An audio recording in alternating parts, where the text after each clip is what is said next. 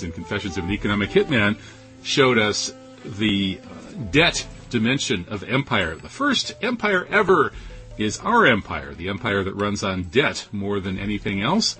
And if you want to learn how that works, the place to go is Super Imperialism by Michael Hudson. It's been recently reissued with a new concluding chapter, and it pretty much breaks it down. A fantastic book, and kind of disturbing, too. It makes you realize how shaky the foundations of our whole world right now are.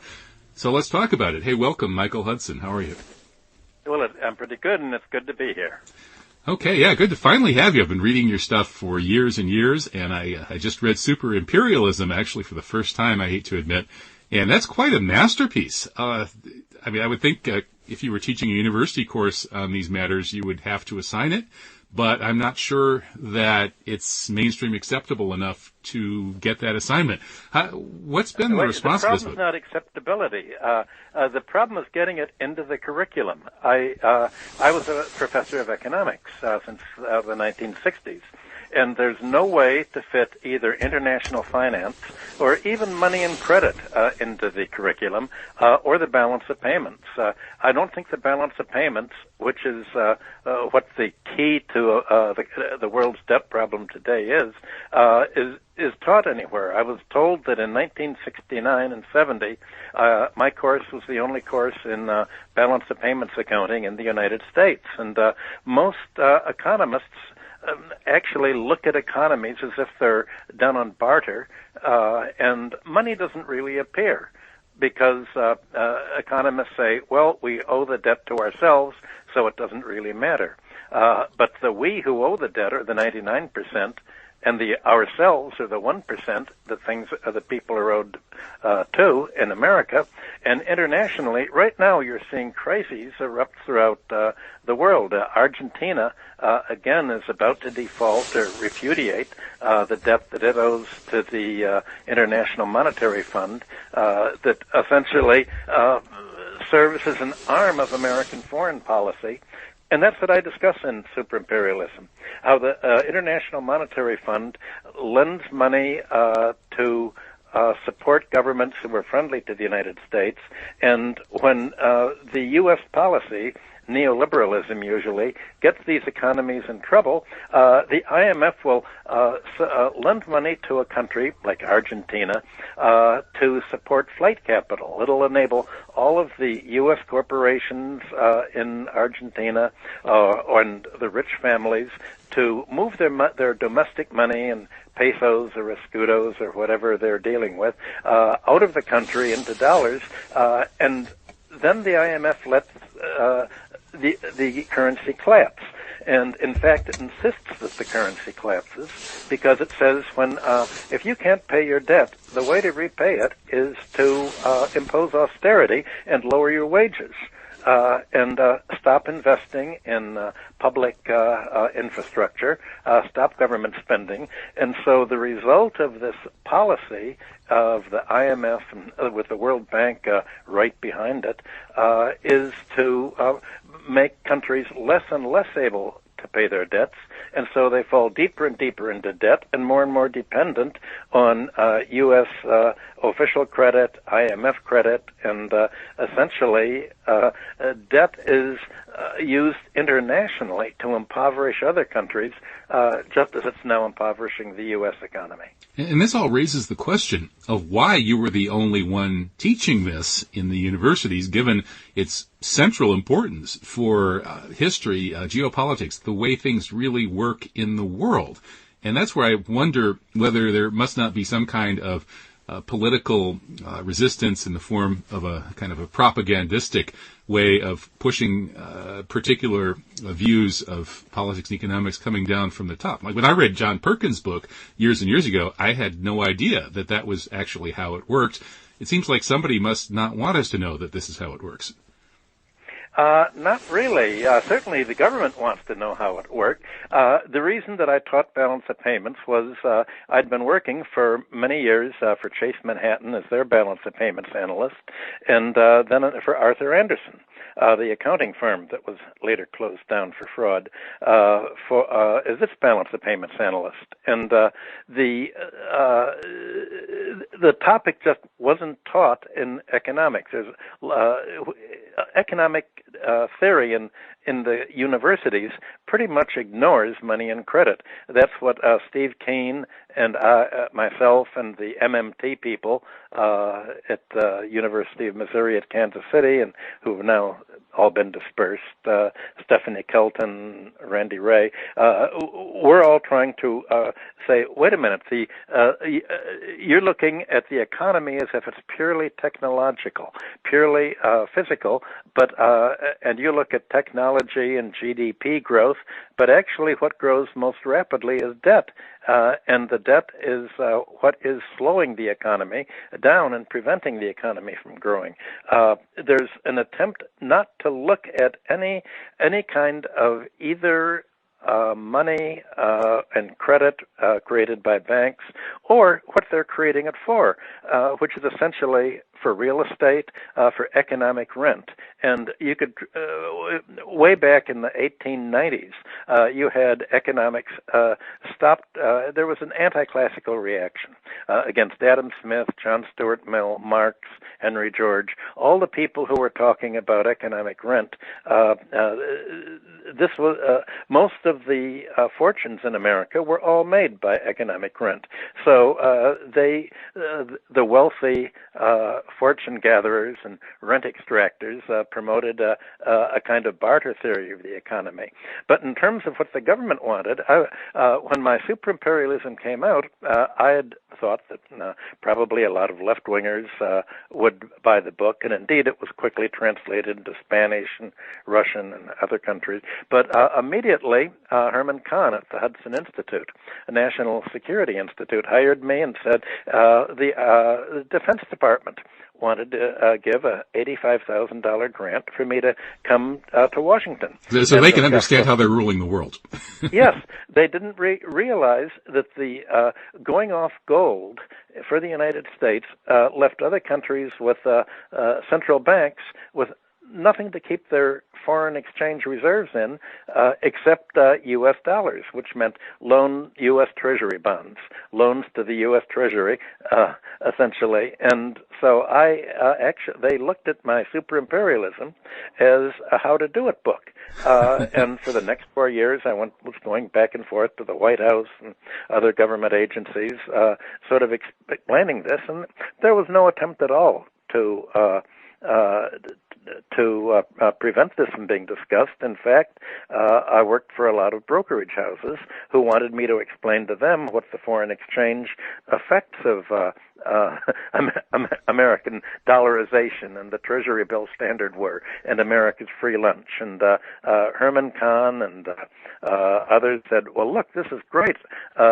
American imperialism is giving us a free lunch, and we're able to get foreign countries not only to finance our debt, but our balance of payments deficit, which was mainly military.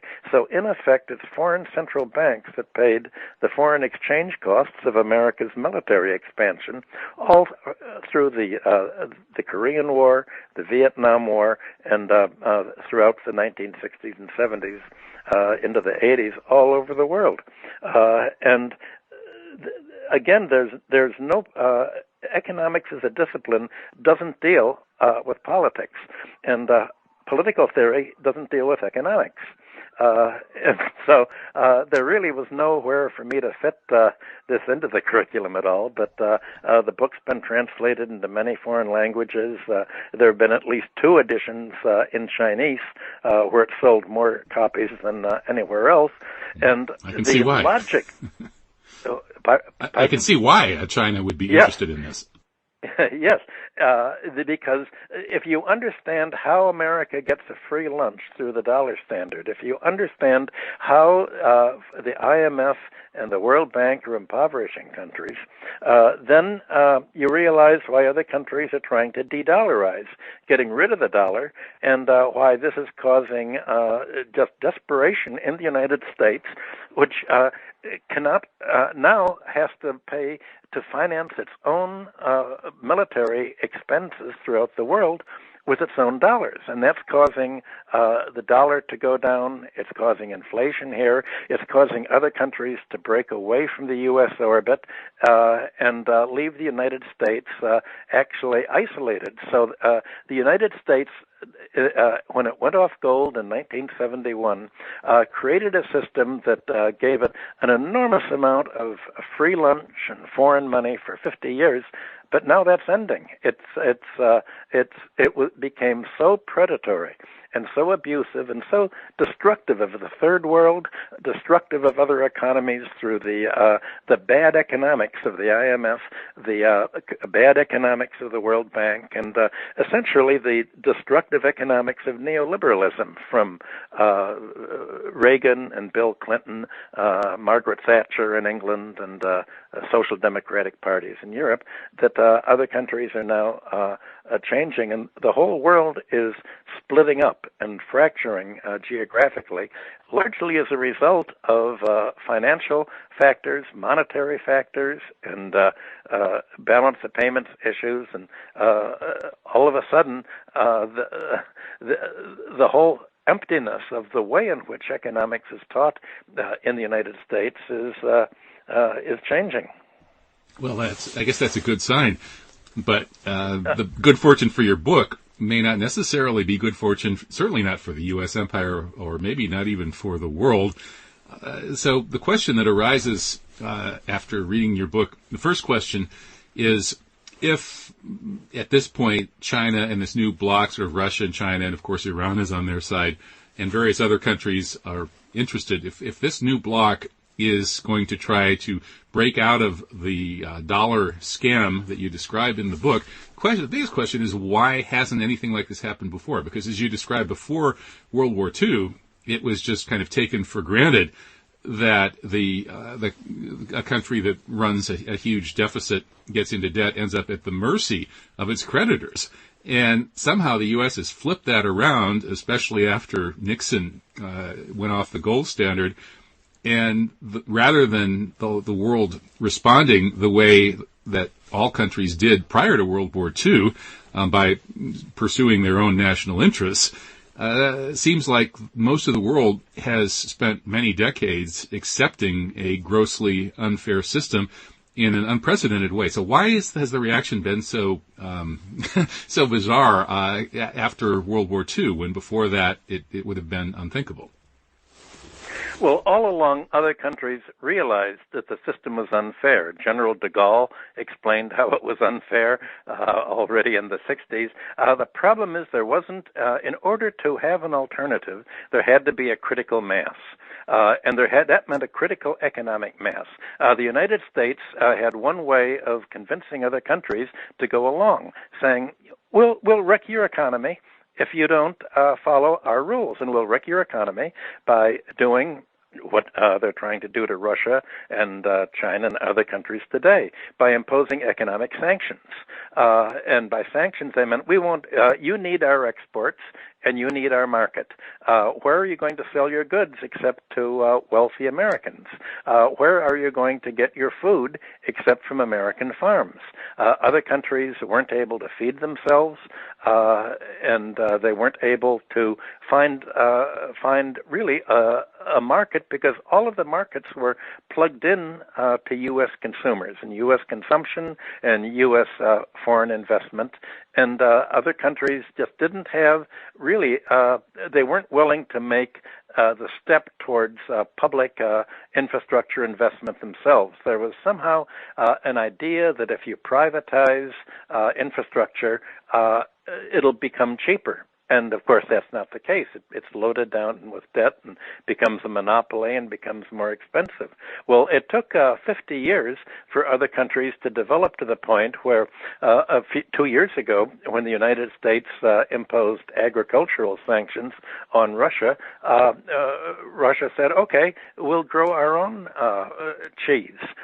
we'll make our own grain. And now, 2 years later, Russia is the largest agricultural exporter in the world. Well, that wasn't the case during the Cold War years as a result of the awful collective farm system that was over there. Same thing with China. 30 years ago, China had not developed an ability to produce high technology goods, cars, aircraft, electricity. It took a long time for other countries to develop, and fortunately, you had Bill Clinton and George Bush and Obama essentially promote the offshoring of American industry. They promoted American companies to say, why do you hire American high wage labor when you can hire foreign labor? And the foreign countries have all had their currencies decline, largely because whenever a country has to pay debt, it throws its currency onto the foreign exchange market. The currency goes down, and what's really devalued when a country lowers its exchange rate is the price of labor. So all of a sudden, the result of this dollar standard and IMF pro-creditor policy was to make labor outside the United States much less expensive than labor in the United States. So American industry began to move to Asia, not only China, but to other countries in Asia. European industry did the same. And all of a sudden, China had said, well, we're quite happy to have you come in and build factories here and use our low-wage labor, but you have to show us how to build the factory. You have to be share your technology with us. And so the American companies were glad to share their technology since the 1990s, and since it joined the World Trade Organization just around the 2000. And now other countries say, okay, thank you for the technology. We really don't need you anymore. We've got rich enough exporting to your market. We can rely on each other for our own market. We can create our own currency. We don't need dollars. We have our own printing presses. In our countries, we spend our own currencies, yen or whatever. And so you could just see how all of this is unfolded, and basically that's what my book Super Imperialism is about. How this process unfolded and left America all of a sudden without industry, and itself is a debtor country. And what were they thinking when Clinton and subsequent presidents and other the people behind them decided to go ahead and basically export U.S. productive capacity, move the factories abroad? Did they really believe that that was sustainable? Or there's a conspiracy theory out there that there are these evil globalists who are out to destroy the United States. Many Trump supporters believe in that. Of course, the Trump supporters also believe that the system you describe is actually working against the United States, that the U.S. has been totally generous and throwing away all its money on these ungrateful other countries and so on and so forth. But getting back to that issue of the exporting U.S. productive capacity, why did they do that? Well, you asked whether didn't they see where it was leading? That's the wrong question to ask. They didn't care. The time frame of corporate investors is usually 3 months, but especially 1 year. All they care about is the next year. That's what their salary is based on.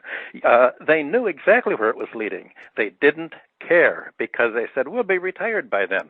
We want to make as much money as we can, as quickly as we can. Our salaries as CEOs is based on how high we can push the stock price. Let's push the stock price high. We'll get our bonuses. We'll get our high salaries. And even if it collapses later, by that time, we'll be retired as multimillionaires. And they didn't care. And there was also something else. They wanted to hurt labor. The Democratic Party has always looked at labor as what Hillary Clinton said: white labor is deplorable. the employers don't like labor. There's a class war. And Clinton, like Tony Blair in England, essentially revived the class war against labor. He threw all of his weight behind corporate industry and the Democratic Party. Ever since Clinton and Obama threw its weight behind, essentially, it became the party of Wall Street and large corporate America and the oil industry and foreign investors. And their business plan is to make money as quick as they can, take their money and run. So it was perfectly logical to them. Of course they knew what was happening.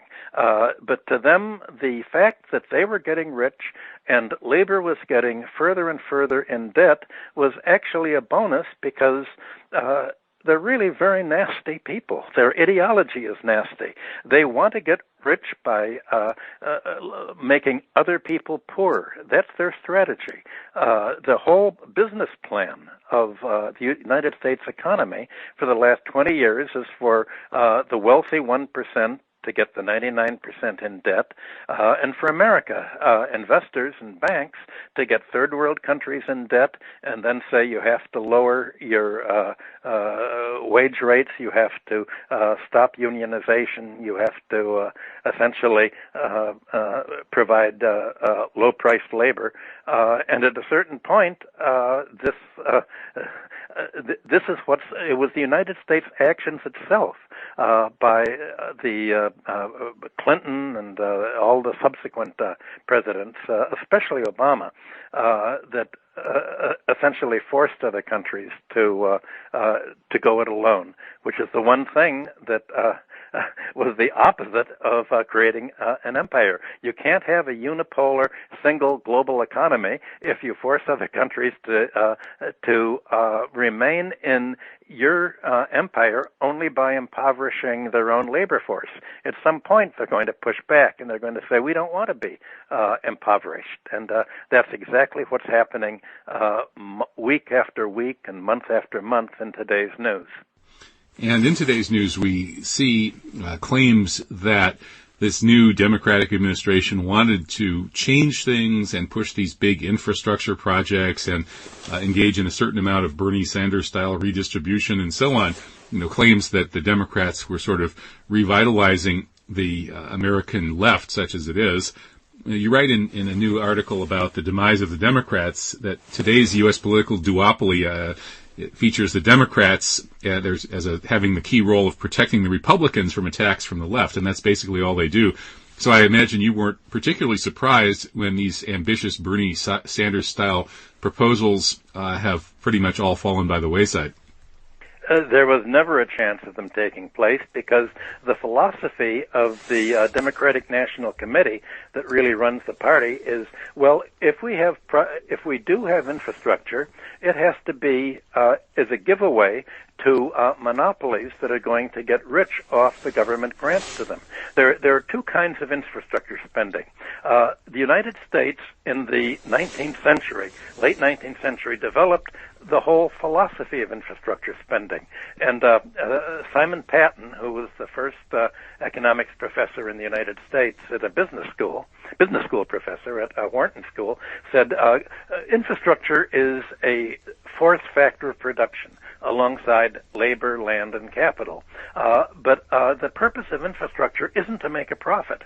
It's for the government to invest and provide low-cost essential needs, education, transportation, communication, and to provide low-cost infrastructure so that the American industrialists can employ labor that doesn't have to pay a high cost for education, doesn't have to pay a high cost for health care, doesn't have to pay a high cost for communications or cable TV or telephones or anything else.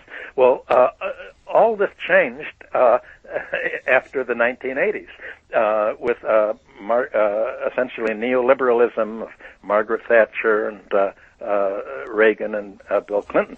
They said, we want to privatize infrastructure. Instead of having the government provide low-cost infrastructure, we're given our political campaigns are paid for by the big monopolies, and we're going to give Comcast and the Spectrum the right to charge huge economic rents from cable TV. We're going to turn our public roads that are free into toll roads, like the Indiana toll road. We're going to turn the streets into parking meters. We're going to privatize them, as Chicago did by privatizing its meters. We're going to make America the highest priced economy in the world, and all this high-priced economy is going to go to infrastructure monopolies. And so the original plan, the Biden plan, essentially the Democratic Party's plan, is to give its campaign contributors monopoly rights to infrastructure. The Americans, it'll be like pharmaceuticals, where the American government will pay the cost of developing a pharmaceutical, and then it'll give it to a drug company, whoever is its biggest campaign contributor, for $1, and let the drug company make half a trillion dollars. Well, that's pretty much what they've done with the COVID vaccines. Yes, that's exactly right. That's right. The government paid for developing the vaccine, gave a monopoly to its campaign contributors, and now said, you can make all you want here, and this is wonderful. If you have it, now we can make the third world countries pay so much money for the vaccine that their currencies will go down, and we can employ their labor even more cheaply and get their raw materials even more cheaply.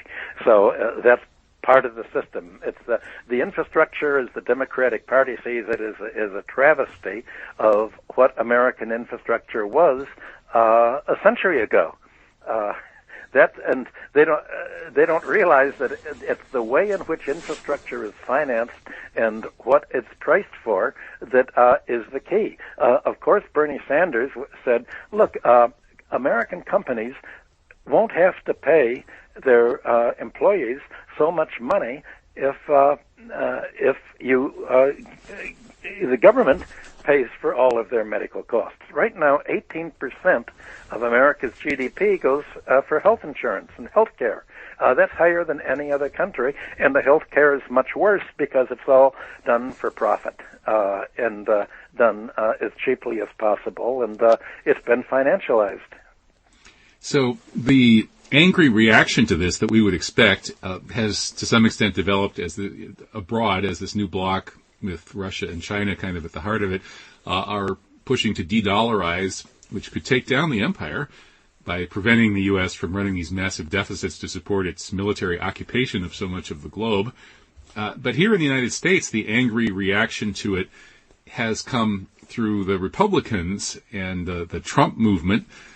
And those people, of course, are even less interested in keeping public infrastructure cheap and pushing through Bernie Sanders-style proposals. They're even more interested in giving their contributors monopoly rents to make fabulous fortunes by ripping people off.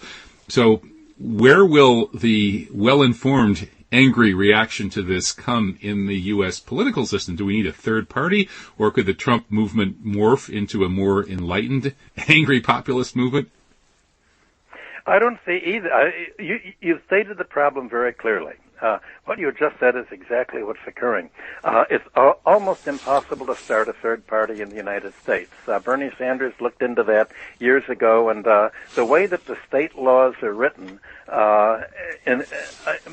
really blocks any third party from getting onto the ballot. The Democrats and Republicans have such small print in the laws that it essentially blocks anyone from doing anything. So that when you have someone like Bernie coming in as an independent, he has to caucus with either the Republicans or the Democrats.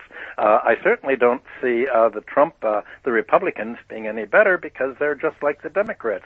Think of them as the same party. There's really no difference, but they have different constituencies.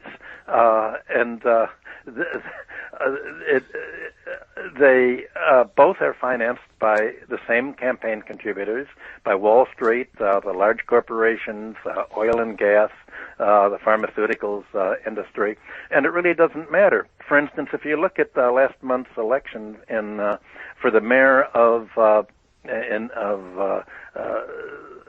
in New York State, Buffalo. You had the Democratic Party being a left-winger, and so the Democratic National Committee and the Democratic National Party backed the Republican, saying, we'll back the Republicans against Bernie or any follower of any progressive person. So you have the duopoly firmly in control, very much like the Roman Senate was in control at the end of the Republic and was able to block any kind of progressive movement. And you have the big media, the New York Times, the Wall Street, New York Times, the Washington Post, and the major TV networks, just not talking about the kind of things that we've been talking about for the last half hour. Certainly not. Well, the progressive movement used to be something quite different from what it is now. In the late 19th century and the early 20th century, it was much more interested in these kinds of issues that you raise. And today, it seems like the so-called progressives are mostly interested in gender pronouns and racial hysteria. And do you think that could be a deliberate strategy by people with a lot of money who have the money to hire Edward Bernays-style PR experts in order to hoodwink the average people and get them, paying attention to the wrong things? I think that's exactly what's happened. The question is, if you were to have a third party or a progressive movement, what are they going to talk about? They're going to talk about economics, about wages, about economic issues, about debt, and how do you prevent any movement from coming and talking about economics? Well, the Democrats from already in the 1960s, but especially from the 1990s on, said, okay, let's divide the electorate into hyphenated Americans. In the 1960s, you had Italian Americans, Greek Americans, Irish Americans. Well, now, as you just say, it's divided by gender, by ethnicity, by race, and what all these people have in these different hyphenated identity groups have in common is they're all wage earners. But the one thing you don't talk about is wage earners. If you can get people to think of themselves in terms of ethnic or racial or gender groups, then they won't think of themselves as having the common denominator of being wage earners, debtors, and taxpayers, and consumers. And if they think of themselves as consumers and debtors, and then they're going to want debt relief. They're going to want an end of monopoly pricing for consumers. They're going to want progressive taxation and shift the tax onto the billionaires, not onto themselves. And that both the Democrats and Republicans want to make sure that that's not happened. So the Republicans have become the party of essentially white working class labor, which the Democrats say, well, they're deplorables. We'll take all the rest and we'll play them off against each other. Well, that's I don't know how long that can last before people wake up and say, wait a minute, we all have a common problem. And the common problem, as I just said, we have debt problems. We're all in debt. We're struggling to make a living. Our wages aren't going up while profits are going way up. We're having to pay more and more to the monopolists, and we're afraid to quit our jobs and complain about working conditions because then we'd lose our health care, and we'd fall behind in our rents and be evicted, or we'd lose our homes. This is not a situation where that we were promised in 1945 after World War II, and they would say there is an alternative. Well, the Democrats and Republicans have adopted Margaret Thatcher's slogan, "There is no alternative." Tina. And as long as people believe there is no alternative, they'll just somehow blame themselves. And they'll think, well, gee, we're a failure. We haven't succeeded. And they don't realize that the deck is stacked against them, and they have to change how the economy works systemically. And now that there is an alternative in China and other countries, they can say, wait a minute, it doesn't have to be this way. Our wages can go up. What China does is, that makes it so unique is it hasn't left the financial system and money creation in the hands of banks. The government creates the money, and the government can write down debts. So when you have you have big companies going into debt to essentially expand the economy, the Chinese government can just write it down. The U.S. government can't have Chase Manhattan or Citibank or Bank of America write down the debts because they'd lose all the political campaign contributions, and the banks would create a crisis. So essentially what's blocking the United States recovery is financialization. And as long as you have this financialization, which is also occurring throughout the world and is causing a whole crisis in the third world today, as long as you have financialization, you're going to have a slow crash that's getting more and more austerity until we end up looking like Argentina. Well, financialization is kind of a fancy word that seems to describe the transfer of the economy from Main Street to Wall Street.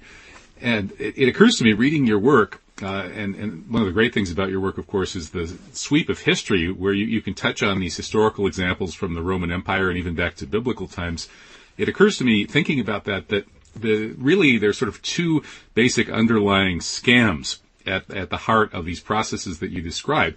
And those are, on the one hand, compound interest, which of course is mathematically unsustainable, money growing faster than the physical things it can represent.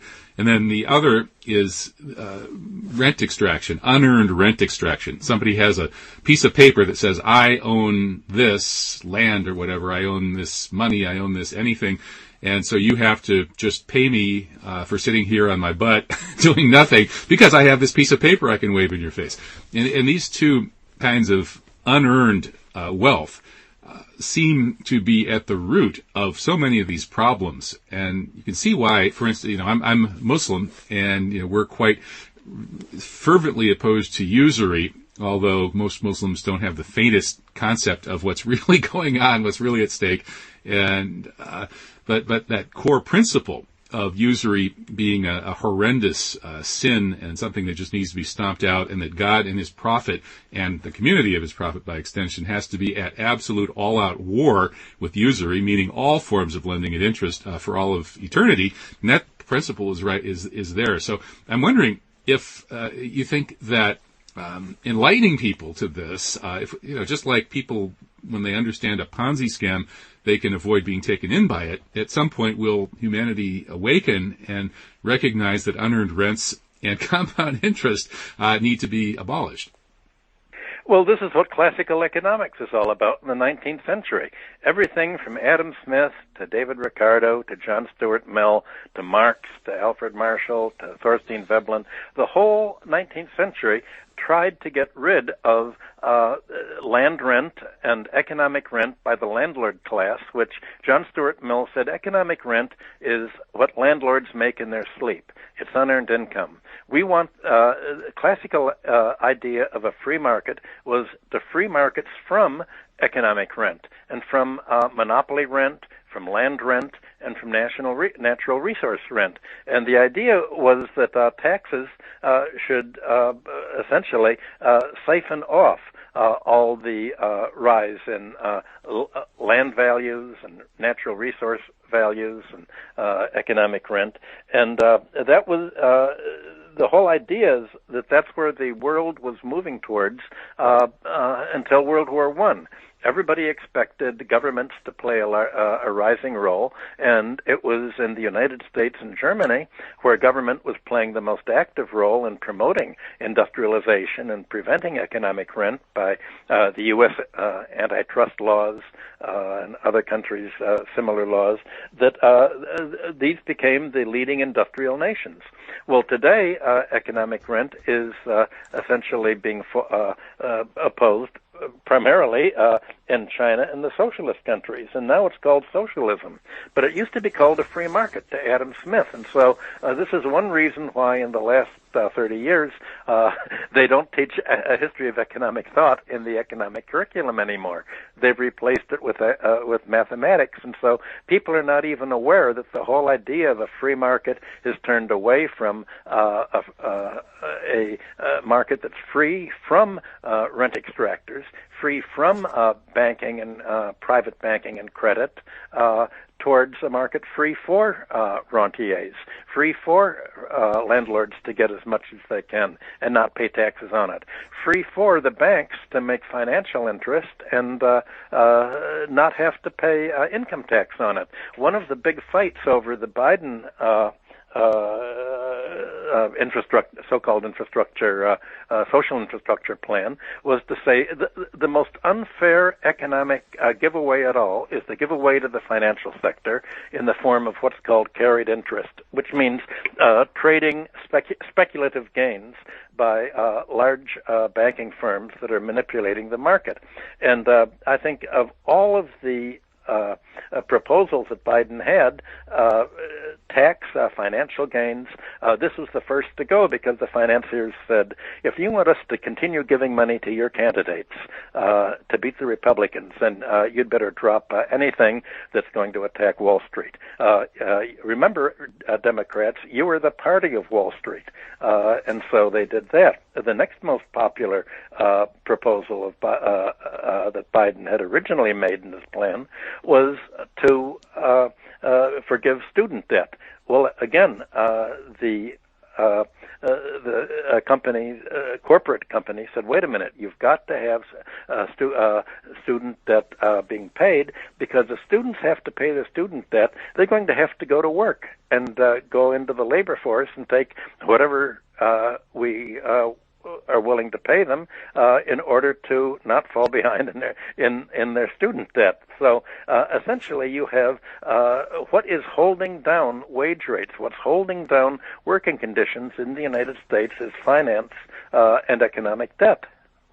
And the rent extraction seems to be also happening on the other end with the current inflation, which it strikes me as probably not just the result of all of this COVID money that's been blasted out into the world, mostly through the big corporations and banks, but also the monopolization of the various goods and services that we all buy that's happened at the same time. The small businesses have been driven out of business by COVID, and now Walmart and Amazon are the only options, and since they have de facto monopolies, they can charge whatever they want, and hence prices are rising very quickly. You think that's a big factor behind inflation, this consolidation by the big retail outlets and so on? Sure. The last year and a half since COVID have been a bonanza for the 1%. The stock market and bond market has gone way up. Corporate profits have gone way up. And what's also for the 99% for the workers, what's gone up is their debt. There's talking about 8 million families that are about to be evicted from their homes who were unable to pay rent. While there was the COVID crisis and they lost their jobs, especially low-income jobs, and the moratorium on back rents and back debt is supposed to expire in February, and it's already, in fact, expiring in some states. And you're going to have millions of people strewn out of their homes, and that's why you've had the private capital funds use this money that they've cleaned up in the stock and bond market in the year and a half to buy property. And now I think over a quarter of all of the homes that are being bid up in price are being bought by private capital companies. The idea is they want to turn America from a country of homeowners into a country of renters. That's their business plan, and they've vastly succeeded. Obama started the the process by by bailing out the banks and breaking his campaign promise to roll back the junk mortgages to realistic mortgages. Instead, he said he met with his campaign contributors. He invited the Wall Street bankers to the White House and said, "I'm the only guy standing between you and the mob with pitchforks, but don't worry, I'm on your side. My job is to deliver my voters to you," and that's just what he did. He immediately evicted 2.5 million homeowners. He did not write down the debts, and he did not throw a single Wall Street bank crook in jail, despite their massive rip-offs and financial fraud. He did not even take over the insolvent banks like Citibank, like Sheila Bair, who was head of the Federal Deposit Insurance Corporation, had urged him to do. So the problems you're having now, in a way, can be traced back to the Obama administration. It's been a single, the Federal Reserve has been essentially single-handedly financing the stock market and the bond market, while the government has been giving away monopoly privileges to increase profits to help support stock and bond prices. And that's been a disaster for the economy at large. But again, I'm not sure where one can fit this into the academic curriculum, which is why most of the students I had decided that economics really wasn't very interesting to get a degree in, and went into other subjects like anthropology or sociology or whatever. And that's why, you're talking about these problems today on radio and the internet, but it's not being talked about in the New York Times or the Washington Post. Certainly isn't. Well, here's a question for you, since you're an economist. This is something that I wouldn't be able to figure out myself, but yeah, my dad was a professor of finance as his final job, his last job, and we used to discuss these matters. He was a pretty conservative, common sense guy who thought that he thought differently because he'd actually run a business and then retired and became a professor of finance. And he thought that a lot of the profession was overly theoretical and stuff. And he believed in the sort of regression to the mean approach to things. That is, if price-earnings ratio is out of whack, it's going to have to return back to the norm and so on. And so one of those ratios that I believe is a little out of whack right now would be the percentage of people's incomes that they're paying for their housing compared to their overall income, right? So that supposedly it just always has to return to some mean. I don't remember precisely what the numbers are here. Maybe you do.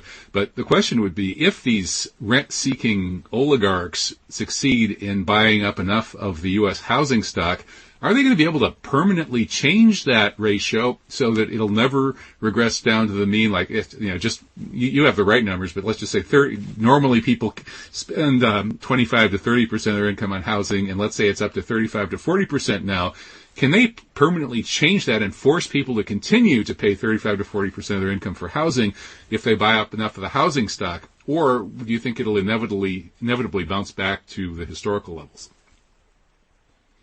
I don't see it bouncing back unless there is a change in the tax system. And if there was a change in the tax system, the whole financial system would collapse, because 80% of bank loans in the United States are mortgage loans.